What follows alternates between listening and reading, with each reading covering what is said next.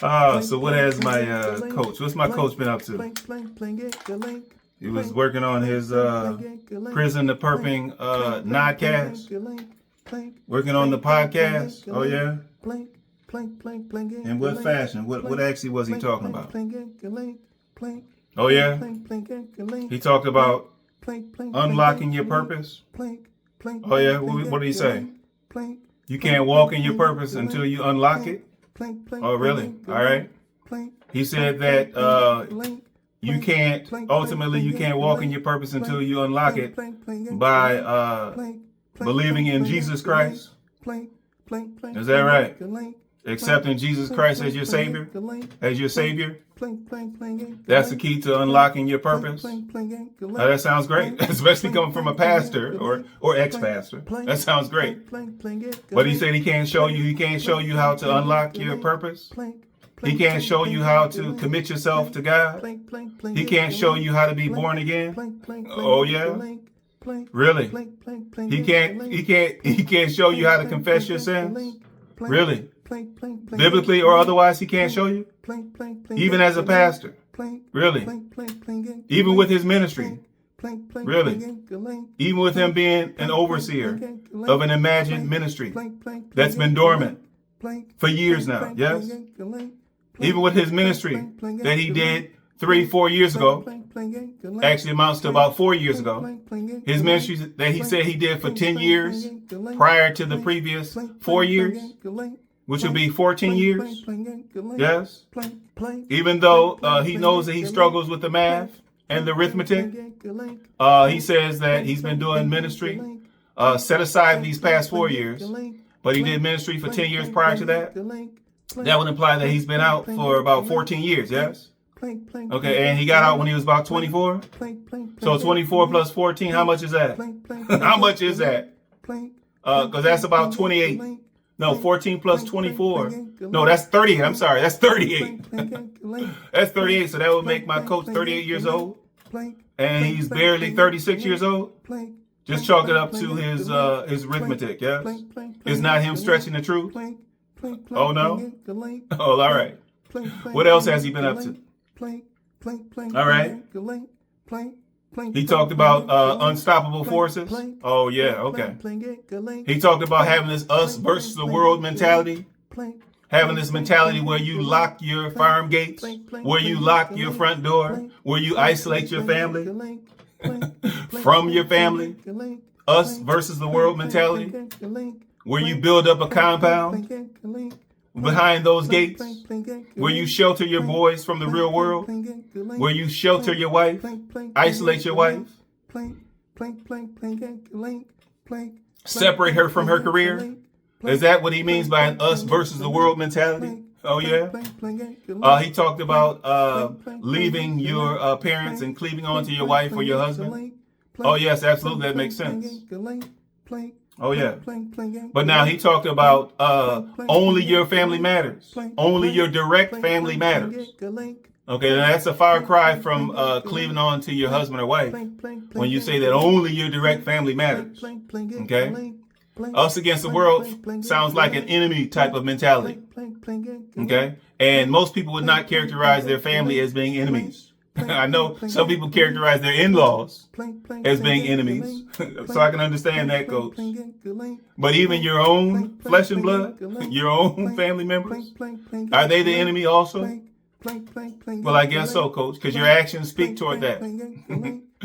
Definitely, if we watch your actions as we have, your actions speak toward you identifying folks other than Megan, other than the boys, other than a little bit of Grandma Lily, considering that you have some ulterior motives with your mama Lily. Other than those folks, certainly anybody else is considered to be the enemy, I guess. Okay? We've seen that. Because anytime you had an opportunity to invite someone into your circle, eventually you snitched on them. Or you made disparaging remarks about them. Or both. Or both. Okay? And so apparently you do see them as the enemy. Although you put on a good face when you invite them over. Although somehow you convince Contractor Jim to say it's all about God. It's all about God. Every time that he showed up to the work site, you still went after contractor Jim. You still said, hey, Jim, you might say that it's all about God with a smile on your face, Jim, but I still see you as the enemy. Okay?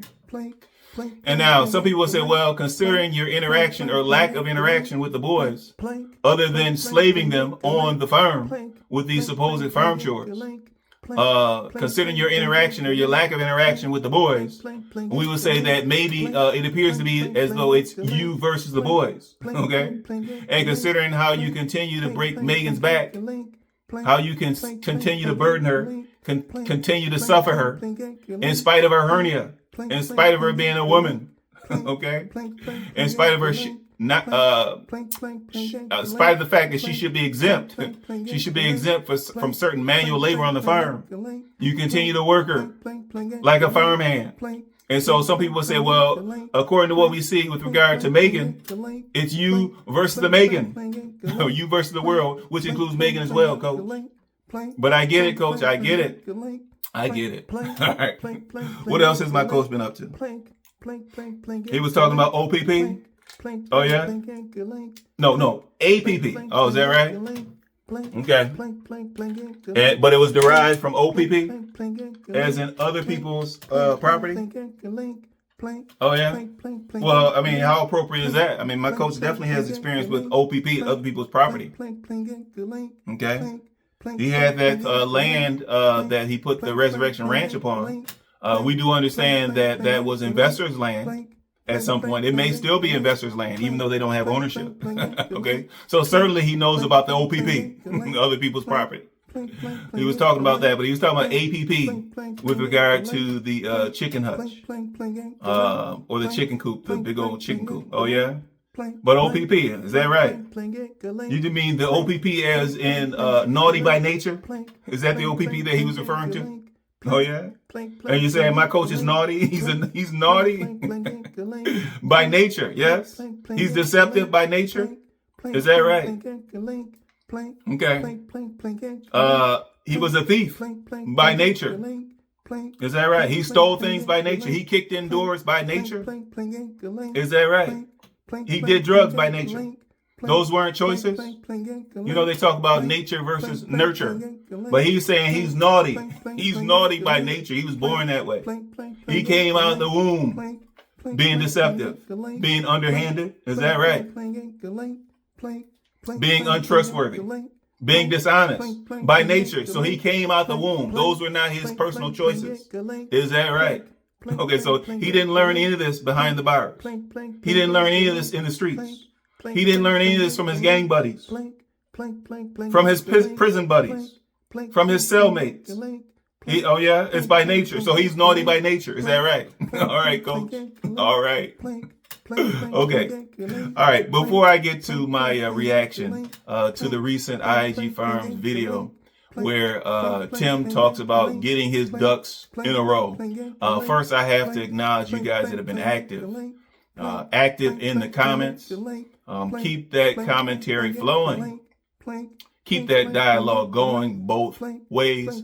Of course, I have to recognize you heavy, and I mean heavy. You heavy Tim followers. I hear you guys, and I see you guys in the comments. Talking about Captain.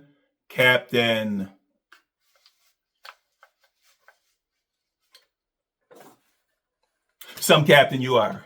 I hear you guys. You say, hey, Captain, who are you? And I'm like, hold on now. Hold on. You just called me Captain. You're going to say, Captain, who are you? I'm the captain. You just said it. It just came out your mouth. What do you mean, who am I? I'm a viewer. I'm a YouTube consumer. Just like you are. I'm a YouTube viewer, just like you are. Okay? I consume content, just like you guys do. Okay? I'm a long time follower of IAG Farms and the Resurrection Ranch, as long as it's been going. But I'm a long time viewer of IAG Farms. And so that's who I am. Okay? And so I'm the captain. Tim is my coach. Okay? I'm the captain. I'm the captain of Team Tim. Okay? And now I know you guys are like, well, how can you be the captain when you're scrutinizing our pastor? Okay. How can you be the captain when you're criticizing our pastor? Well, I'm the captain, so I want better. I want better for everything around my coach. Okay. I want better. I want him to do better, first of all. And then if he can do better, then of course, then Megan can live better. Yes. If my coach, y'all's pastor, can do better, then those boys can live better. Yes. Okay. Grandma Lily can live better if only my coach would do better. And so as such, as the captain of Team Tim, as the captain, it's my responsibility. It's my responsibility to scrutinize the game tape. Okay. And my coach, he posts game tape every other day. Okay. It might be daily if you include the Resurrection Ranch and the Nodcast. Okay. But he posts plenty of content. My job as a captain is to review the game tape. Okay. And then give my coach my notes, my observations. So that's what I do. All right. You guys be wilding. You be wilding in the comments, but I hear you guys. And as long as you guys are wilding, as long as I can count on you guys wilding, I'm going to keep on digressing. I'm going to keep on digressing. Welcome back to the end game, where today I'm going to provide my reaction to the recent IAG Farms video where Tim talks about getting his ducks in a row. And this is why they sold Megan's house. He said our house. This is why they sold Megan's house in the city so that they could come out here and play with the ducks. Okay. But I'm going to react to that video here. Early in the video, Tim informs us that they're headed over to check on the homeschool chicken brooder, the amazing chicken brooder that he built supposedly for Megan. Okay. He talks about these the chicken coops, which of course are giant dog kennels. And he talks about, he mentions that, okay, we don't know what name we're going to give the chicken brooders yet. And I'm like, what is this fascination? What is this fascination? With assigning names to inanimate objects. Okay. We don't worship false, I'm sorry. We don't worship false idols. I'm getting choked up. Okay, coach. We don't worship them. Okay. Why are we assigning names to cages? Why are we assigning names to coffins, aka chicken brooders? Why are we assigning names to those things, coach? They're objects. They don't need a name. But also early on, Tim asked the boys what's their favorite part of working with the ducks or chickens or what have you. And once again, he puts the boys on blast. Even though he developed the script, even though he wrote the script and he reviewed it with the boys, even though they rehearsed the script, when he brings the boys up one-on-one to explain what they enjoyed most about working with the poultry, they're on blast. Okay. And so no matter how much you rehearse it, coach, their articulation is still going to be flawed. Their articulation is still going to be deficient, coach. Okay. If you would just let up on the script, let up on the boys. Okay, they were doing well when all they had to say was good. And then sometimes tossing amazing. Okay, but now you got these boys trying to complete full sentences, trying to supposedly express their own emotions, coach, and they're getting tripped up. They're getting tripped up, coach. So why don't you just stop putting them on blast? Let Megan spend a bit more time in her homeschooling. And that includes planning time, okay? That includes time outside of the classroom. Okay, coach. Let her have some time with. So now if you just take over Benjamin, keep Benjamin, nurture Benjamin, spend some quality time with Benjamin. Okay. And let Megan go ahead and do some of her planning, some of her lesson planning for those boys. Then probably she would be able to improve their articulation. Okay, coach. Okay, coach.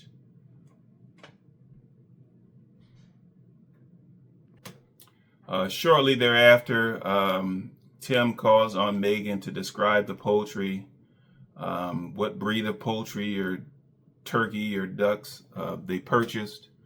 And Megan talks about the feeder turkey or the feeder duck.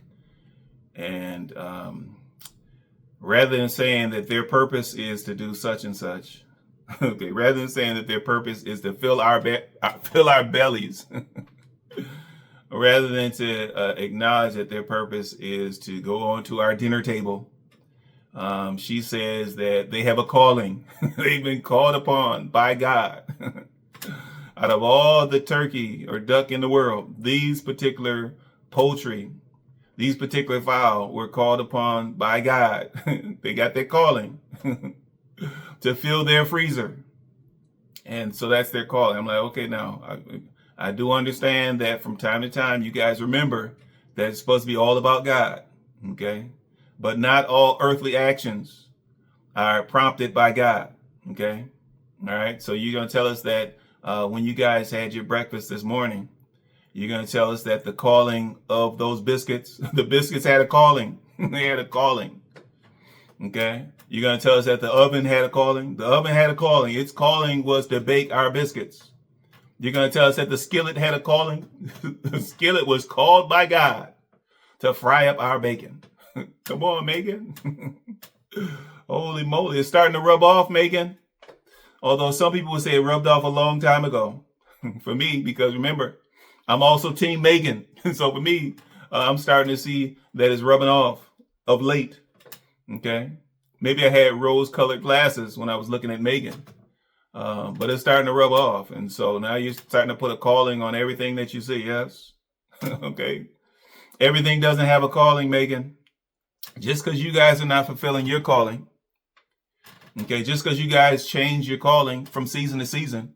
Just because you guys have self-applied, self-appointed callings that come from Timothy, by the way, Timothy Sr., doesn't mean that other objects and all objects have a calling. Okay, Megan? Coop, real quick, before we go in here and check on the homeschool chicken brooder, the IAG homeschool chicken brooder. Boys, y'all been enjoying taking care of the chickens and everything? Where y'all at? Yeah! What's been y'all's favorite part? Noah first. What's been your favorite part about taking care of the chickens and changing out the brooder and feeding the chickens and doing farm chores? Feeding chickens. Feeding the chickens. Next, who's up next? Come on, step in. Me? Tim. My favorite part is the ducks. They grow so fast. That's right. In the month, they're like this big. Yeah, they're pretty big. They're pretty big. Well, how old are they now, Mama? How long have we had them? Eking up on a month. I think we got them in February. That's right. Okay, Yeah. cool. So So- they're about a month old, somewhere around there. Probably about 3 weeks going on. Mm-hmm. Titus, what about you, buddy? What's been your favorite part about raising these poultry and your new, come on, step on forward, and your big old chicken brooder that Dad built for you? My favorite part is that we get to stand the dingo with those poles and stuff. Because usually we'll have to hold it up. That's right. So it makes it easier for you to do. A little bit later, Tim calls on Megan to give an accounting of the turkey or the duck that they purchased to this point. And Megan offers the fact that I guess none of the duck have died so far. They're looking forward to that duck meat. Okay.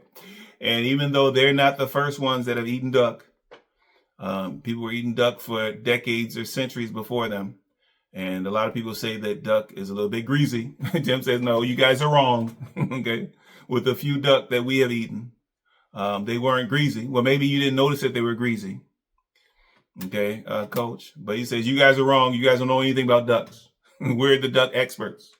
Okay. You guys tasted it as being grease. We tasted it as being juice. We thought those ducks were juicy. So hush your mouth.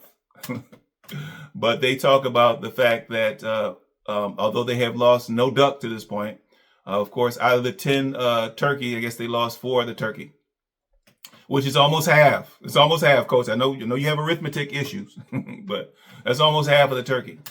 And he talks about how they're doing well. Okay, well, let's ask those 4 turkey. Those 4 turkey that had a calling to make it to your table, to make it into your belly. They had a calling, Coach. Okay. What about those 4 turkey that didn't fulfill their calling? How are they feeling about the turkey doing okay? Okay. How are they feeling about that? And oh, by the way, you're talking about, looking forward to this tasty meat. All right. Never forget your intermittent vision. Never forget your intermittent mission. Okay. You guys are supposed to be raising up meat so that you can share it. Okay. With your neighbors and people in the city or people in the state or country or in the world. Okay, Coach. So don't lick your chops so much Don't get caught up in that, coach. All right? Never forget the mission, the supposed mission. Your chicken chores. I love it. But yeah, our ducks are getting pretty big. And these are actually, so explain to us, Mama, about these ducks.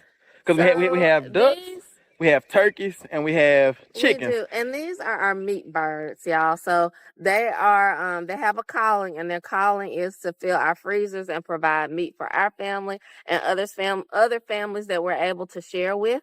So these particular ducks are the jumbo Pekin duck variety. Shortly after that, Tim tells us about how they're going to let the duck get some fresh air. They're going to bring him out to the giant dog kennels, aka chicken coops. Let them get some fresh air. And it's in that span of time that they decide, okay, well, how are we doing with naming this thing? Okay, and Megan talks about the amazing chicken coop, and I guess that's when they said, well, we can call it the amazing poultry pen. I'm not sure who it's amazing for. But they decided to call it the Amazing Poultry Pen, and with the acronym APP, okay? And so that's how the name was born, because like we said, they have to assign a name to everything, okay? But they assign it, they're going to go in, they're going to retrieve the ducks, and I guess they're going to put them into the poultry pen. Should make for some exciting viewing. And how many did you order? 10. And how many have died so far? None. 0. They are super hardy. Active, fun. They have a personality. I'm really liking duck, and we've had duck before, and we enjoy the taste of duck. So I'm it tastes just like chicken, but just more tender. Exactly right. And they grow so much faster. What you say, Tim? It's so juicy. Oh yeah. Duck is, because some people say greasy. I don't think it's greasy. I would say juicy, but some people gonna say, oh yeah, duck is great, but they ain't never had duck in their life. But and our ducks were like, we didn't even feed them at all. They were foragers. Yeah. So maybe that had something to do with it. They were able to like run around and forage. Free range. And so they weren't fatty at all. They were very lean ducks. That's right. And that's the plan, because, okay, so we have ducks, and none of our ducks have died so far. We also have turkeys. Yeah. And how many turkeys did you buy? We bought 10 turkeys as well. And we lost about 4 of our 10 turkeys. So far, yeah. And they're doing pretty good so far. And we kind of... Shortly after that, once they assign the APP to the dog kennels, they go into the little chant, the little naughty by nature chant about, you down with APP? Okay. And fortunately, Coach didn't slip up. We don't know. We don't know what he cut out in the editing. But fortunately, Coach didn't slip up and talk about OPP, which of course is what he was truly thinking. But they recounted the lyrics to the song, to the Naughty by Nature song, talking about other people's property, talking about infidelity and fornication. And so, they got into their little groove. You down with APP? Yeah, you down with APP? Yeah, Okay, so they still remember it. Okay, although they talked about pruning. Okay, although they talked about purging, and although I thought they left their worldly actions, their worldly memories behind them, their worldly habits. I thought they left all that behind them. I thought they burned that stuff down. Okay, but you still remember the OPP, and you still remember what it's about. And you still can go ahead and fall back into that and get your shoulder bopping. Yes, yes, Coach. Coach, purge it, Coach. Okay, how are you going to coach people on purging things? Yes, when you still have not purged your worldly thinking, your secular thinking. Yes. Okay. All right. We know that you were once a heathen. We just thought that you left it behind, Coach. Megan, we understand that you were in the world and of the world. We thought you guys left that behind. Okay. If you're out here being a pastor and preaching to folks about doing better, about people unlocking their purpose, finding and acknowledging Jesus Christ as their Savior. Okay. Trying to reduce their sinful nature. Okay, Coach. You got to purge some stuff. Okay. We don't need you making comparisons to OPP. We don't even need you to bring it up, Coach. And then one, we did lose one. Okay, good. Yeah, so 2 total, I think. Good, sounds good. So that's the update on the chicken brooder, and we'll go in there and show y'all what it looks like and everything. But our ducks have gotten so big that I had the idea to bring them out here and put them in this chicken coop thing. Have you come up with a name for this thing yet? I liked what you said, the amazing Chicken coop thing. the amazing coop. But I don't know yet. I haven't come up with the name yet. So something's gonna stick. Yeah, it's like we're gonna be out here like working. Amazing poultry pen. APP.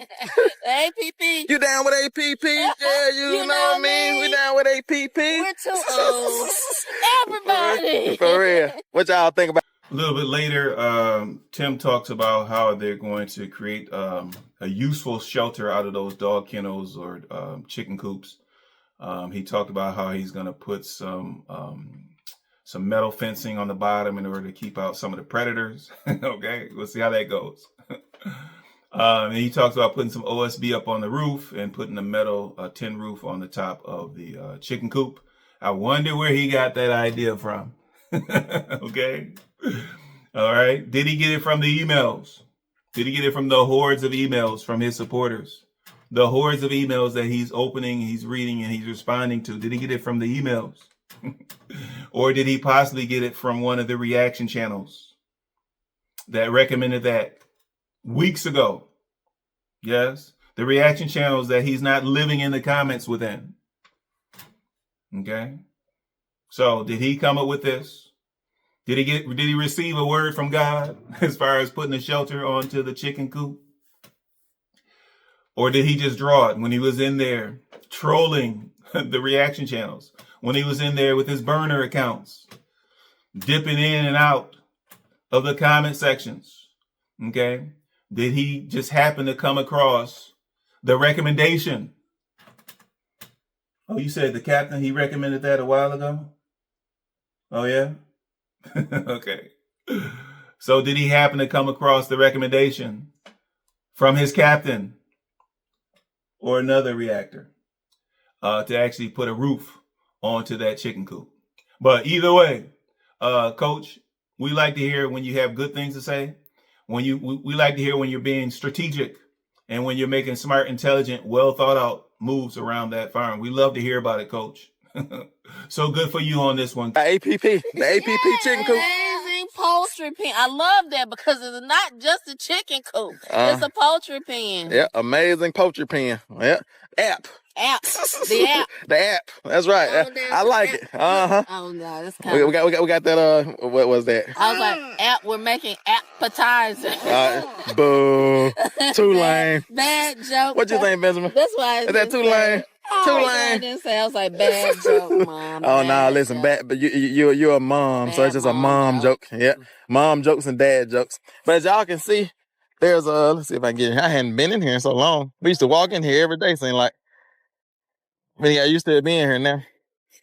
But yeah, as y'all can see, there's actually grass in here, and there's a little tub in here too that we can put some. We can fill that with water, and they can swim. I ain't even think about that. That should be fun. I know the ducks are gonna be excited about that. Oh, yeah. So yeah, boys, y'all can fill that little tub up with water right there, and they can drink out of that and swim around a little bit. Got a little bit of hay. You don't have to do it right now, Tosh. You can come in here.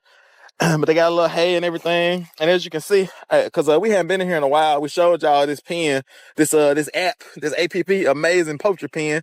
Down with APP. We're gonna have to say that every time. Amazing poultry pen. For real. Yeah. But we showed y'all this pen, this app, amazing poultry pen. We first built it, but we haven't been out here in a while. And the grass has grown in here. And a little bit later, Tim talks about transferring the ducks over to the chicken coop or the APP. Okay.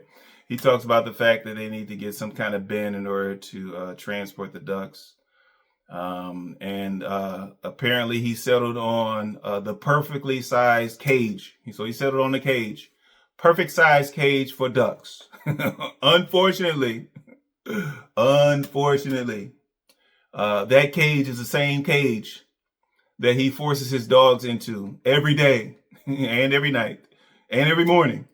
Unfortunately, that cage that is the perfect size, the perfect fit for those ducks is the same cage that those dogs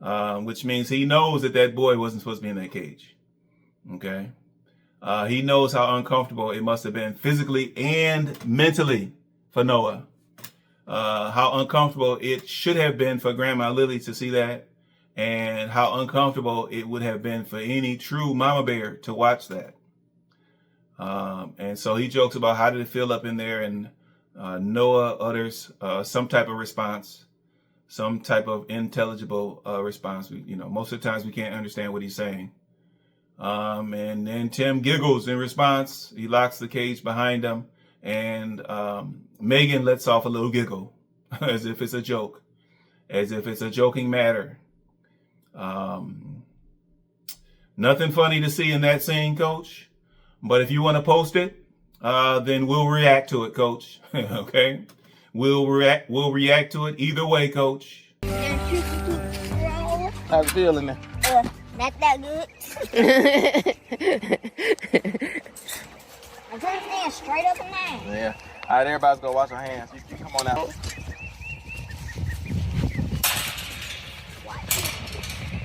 All right, y'all, we got all the ducks in here, and they're kind of huddled in the corner right now. And the dogs are excited to see them out there because we hadn't had poultry around in a while. So it's good for the dogs as well to get the dogs trained up to having, poultry, chickens, turkeys, and things like that, and to not kill them and eat them, but to know that it's their job to protect them. So now we're gonna go get all the hands washed, and after that, we'll go ahead and get them water. A little bit later, the ducks are getting moved in, getting comfortable with their new surroundings, although it's just temporary. But we're reminded that my coach, Tim, he has some spatial issues, mental spatial issues. He's got that little tray of water, okay, and he's got those 7 or 8 duck in there, and that tray might be big enough for 1 duck, okay, Coach? And he's talking about the fact that eventually all the duck would climb up into that little tray. Coach, they wouldn't fit, okay? What about having 2, 3, or 4 trays out there, Coach? All right. What about taking that feeder? You had that sheep feeder that you turned over because the sheep would climb up into it. How about taking that and sliding that into the chicken coops and filling that with water? Then the ducks will really have something they can climb into, something they could enjoy, something they could splash around in, Coach. All right, Coach, we know you have spatial issues to go along with your arithmetic failures. But a little tray of water, barely enough water for a couple of ducks to drink. Certainly not enough for the ducks to splash around in and familiarize themselves with water and flap their wings, etc. Doing the things that ducks normally would do, Coach. It's an underestimation on your part, Coach, or a disregard, one or the other. Either an underestimation spatially for what the ducks would need water-wise, or it's a disregard for the care, the true care for those ducks, Coach. Which is it? Which is it? We better get the ducks in, and they can kind of forage around a little bit. Like I say, ducks are foragers. They bite the grass. They don't rip it up by the roots. They just nibble on it and bite it, just like a sheep or a ruminant or a cow or something like that would. And so they better come in here and kind of trim this grass down, and then we're not gonna leave them in here overnight because they're not big enough for that yet.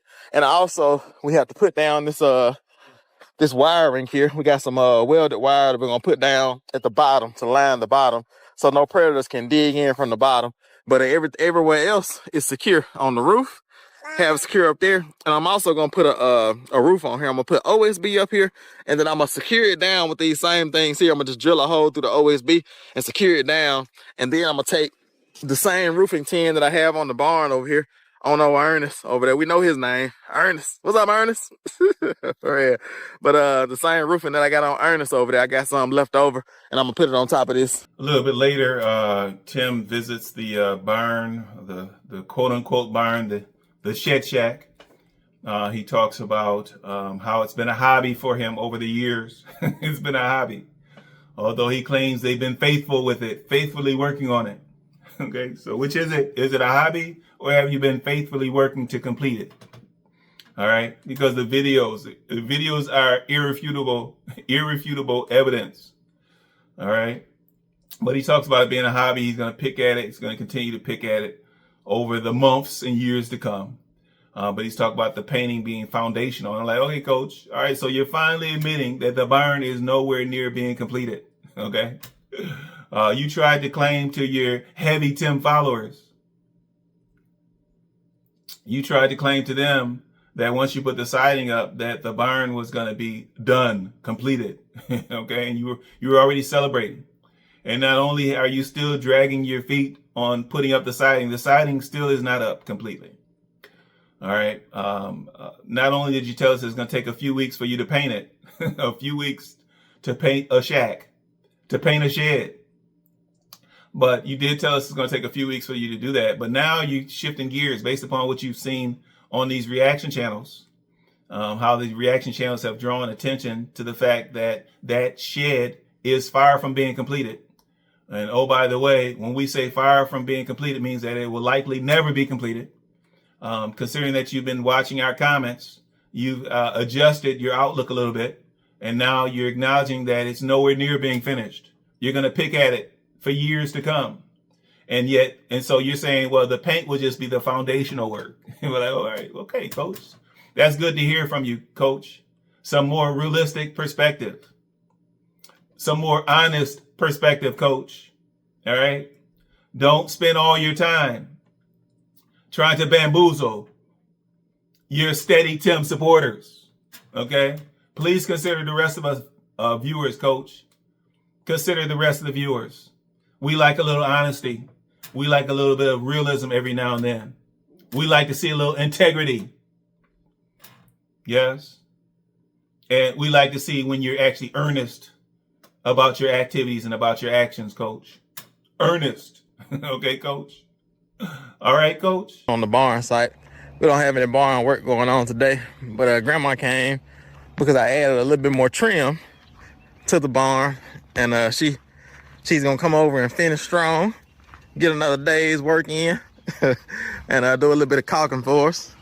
But yeah, y'all saw when I put that board up there to correct the mistake that I made, and I also trimmed out around these windows here.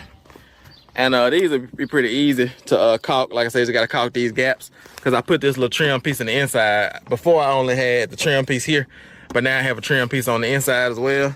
And I did that on all these windows going around. And once she gets that caulked, that'll be good and sealed from the water and ready for paint. And this will be the last little thing we have going on the barn site. And like I say, next time y'all see this barn, we'll be painting it and it'll be done. We'll be finished. And we're gonna be picking around at this barn for as long as we're here on this property. For real, because it's more of like a hobby to me. And you know, it don't even feel like work. And like I said, we'll probably be picking at it, doing this, doing that, and just making it better over the years and over time. But after we get it painted, that'll be the foundation will be done.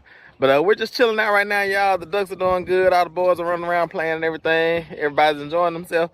And I think we're going to head in and eat a little bit of lunch. And once we get done eating lunch, we'll probably come back out and, you know, get the ducks put up. Near the end of the video, Tim talks about, he tries to explain away why he's not doing any work and why he's often noticed as not contributing to the work, the chores, the duties about the farm.